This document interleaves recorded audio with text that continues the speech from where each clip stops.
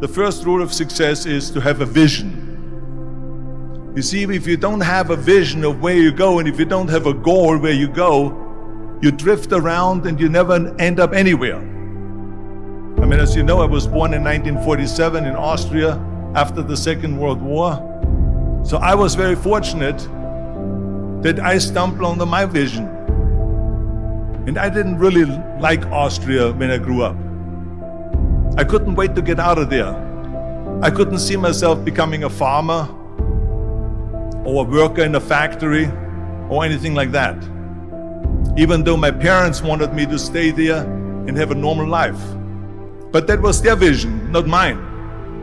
My vision was totally different. I felt that I was born for something special, for something unique, for something big. Then one day I went to school. I remember I was 11 years old, and they showed a documentary about America. And there they showed in this documentary the huge skyscrapers, the high-rises, the huge bridges, the 6-lane freeways, and all of this stuff. And I said to myself, that's where I want to be. I don't want to be around here with these little farmhouses and these little buildings. I want to be in America.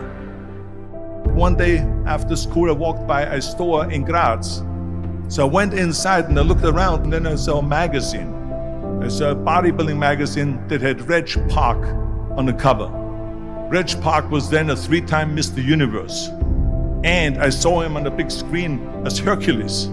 I read that and I said to myself, wow, this is the blueprint for my life. This is exactly what I want to do. I want to become a bodybuilding champion just like Reg Park. I want to get into movies just like Reg Park. And I want to make millions of dollars and be rich and famous just like Reg Park.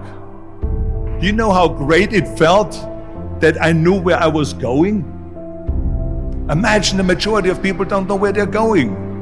I knew where I was going, that I'm going to become this bodybuilding champion just like him. So it was just a question of how do you do it? I was so relieved, because when you have a goal, when you have a vision, everything becomes easy. So people always ask me, when they saw me in the gym in the pumping iron days, they say, why is it that you're working out so hard? 5 hours a day, 6 hours a day, and you have always a smile on your face. And I told people all the time, I said, because to me, I'm shooting for a goal. In front of me is the Mr. Universe title. So every rep that I do gets me closer to accomplishing that goal, to make this goal, this vision turn into reality. Every single set that I do, every repetition, every weight that I lift will get me a step closer to turn this goal into reality. So I couldn't wait to do another 500-pound squat. I couldn't wait to do another 500-pound bench press. I couldn't wait to do another 2,000 reps of sit-ups. I couldn't wait for the next exercise. At the age of 20, I went to London and I won the Mr. Universe contest as the youngest Mr. Universe ever. And it was because I had a goal.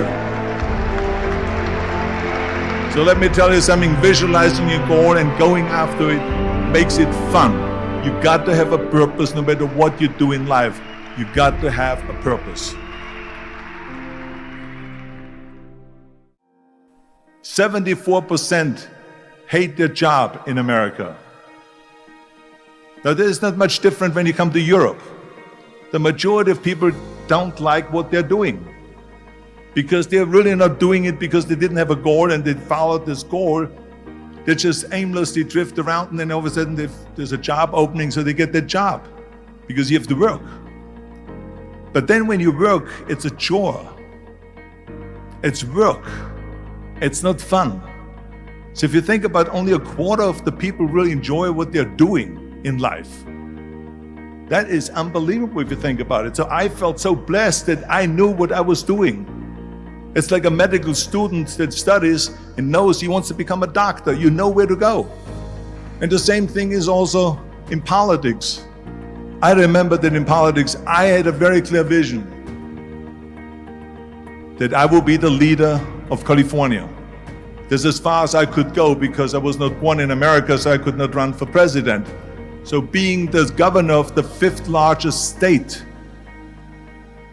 I should say the largest state, the fifth largest economy in the world, was for me really the ultimate title, the ultimate accomplishment in politics. So even though people came up to me and says, why don't you go and run for something smaller, you're never gonna make it. I ran for governor, and then 2 months later I became governor of the state. So even though people came up to me and says, why don't you go and run for something smaller, you're never gonna make it. I ran for governor, and then 2 months later I became governor of the state of California. Again, because I had a very clear vision what I'm gonna do with California. So that's rule number one, have a vision. Rule number two is, don't listen to the naysayers. Don't listen to the naysayers.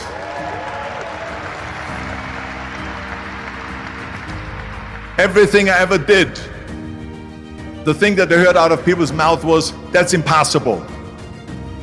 That can't be done. Or no. That is exactly what I heard, and of course I proved to the people that it can't be done. So whenever someone said to me, it can't be done, I heard, it can be done.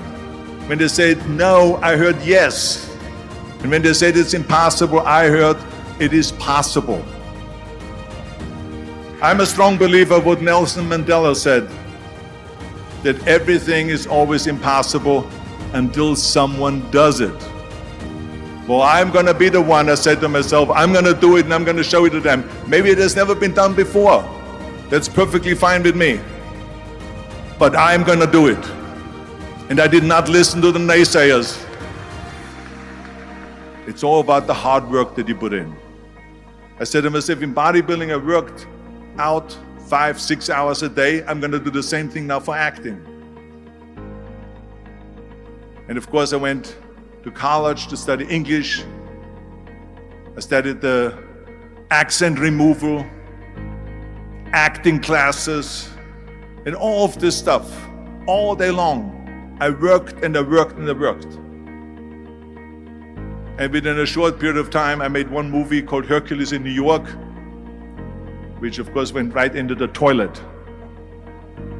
But it didn't discourage me. I still had the same vision. And then all of a sudden I did Streets of San Francisco. I did Stay Hungry and Pumping Iron and The Villain. And then all of a sudden I was asked by Dino De Laurentiis and by Universal Studio to star in Conan the Barbarian.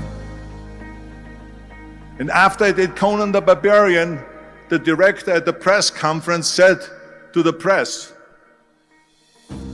the director was John Milius. He said to the press, if we wouldn't have had Arnold, we would have had to build one. So think about that. The very body that they said can never be sold because the time is wrong. A few years later, I'm doing Conan the Barbarian, and it was the #1 hit at the box office when it came out in the summer of '82.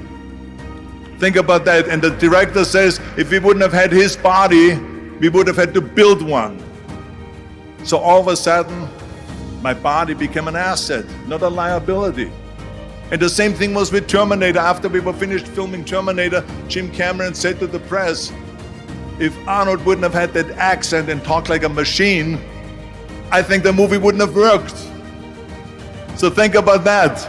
The body and the accent that they attacked was an asset. But I didn't listen to those losers. I didn't listen to them at all. It's just the reality of it is that you cannot listen to the naysayers. So this is a very important lesson for all of you. So when someone says, no, this is a stupid idea, you in your mind, you don't have to say it, but in your mind just say to yourself, you asshole. What do you know?